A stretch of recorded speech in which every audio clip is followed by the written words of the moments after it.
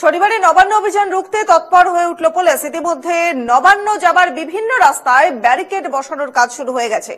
কোনা এক্সপ্রেসওয়ে, সাঁতরাগাছি, ফৌসর রোডের বাঁশতলা মোড়, জিটি রোড এবং হাওড়া ময়দানের রাস্তার দুদিকেই লোহার ব্যারিকেড দিয়ে আটকে দেওয়া হবে। এছাড়াও মল্লিক ফটক, কাজীপাড়া, বাত্তাইতলা সহ বিভিন্ন রাস্তায় লোহা এবং বাঁশের ব্যারিকেড থাকবে। আমাদের সহকর্মী অর্পণ রয়েছেন এই মুহূর্তে আমাদের সঙ্গে। অর্পণ, একটু ডিটেলস জানবো, কোন কোন রাস্তা আটকে দেওয়ার চেষ্টা করা হচ্ছে পুলিশের তরফ থেকে?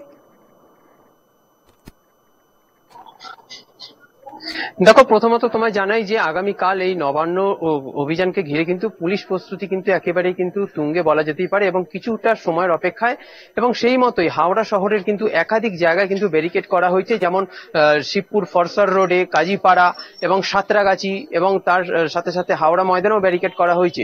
এবং যেটা জানা যাচ্ছে, একেবারেই আন্দোলনকারীরা যাতে এই বাধা টোপকে যাতে যেতে না পারে, সে কারণে কিন্তু বিশাল পরিমাণে কিন্তু পুলিশ মোতায়েন থাকবে চারদিকেই। এবং পাশাপাশি যেটা জানা যাচ্ছে, জল কামান এবং কমব্যাট ফোর্স এবং র্যাব বিভিন্ন ভাবে কিন্তু তারা পর্যাপ্ত পরিমাণে তারা কিন্তু মোতায়েন করা থাকবে, এমনটাই কিন্তু হাওড়া সিটি পুলিশ সূত্রে জানা যায়। এবং প্রত্যেকটি জায়গায় কিন্তু ডিআইজি এবং আইজি লেভেলের যে সমস্ত আধিকারিকরা রয়েছেন, পুলিশ আধিকারিকরা, তারা এই পুরো নিরাপত্তার দায়িত্বটা কিন্তু তারা দেখভাল করছেন।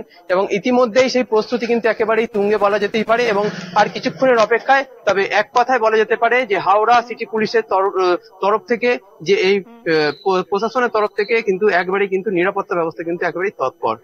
একেবারে অর্পণ, প্রচুর বাঁশের ব্যারিকেড অলরেডি দেখতে পাচ্ছি এবং পাশাপাশি গার্ডরেলের ছবিও দেখা যাচ্ছে। অর্থাৎ বুঝতেই পারছেন যে পুলিশের তরফ থেকে চূড়ান্ত প্রস্তুতি নেওয়া হয়েছে, তৎপর পুলিশ। অনেক অনেক ধন্যবাদ অর্পণ তোমাকে।